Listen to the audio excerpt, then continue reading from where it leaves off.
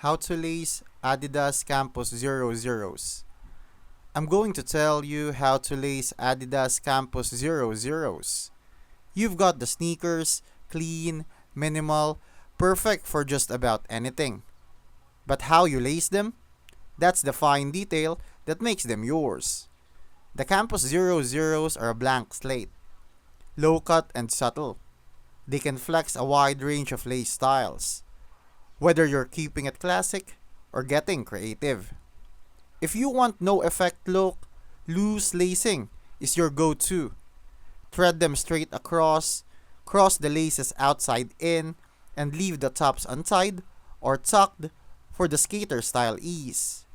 For a cleaner finish, bar lacing gives symmetry. Think parallel lines, each crossing flat across the tongue. Perfect if you like to keep things neat. If you want something discreet, try no-show lacing. The bows get tucked under the tongue, letting the upper do all the talking. But if you're the type to treat sneakers like art, go bold with diamond or star lacing.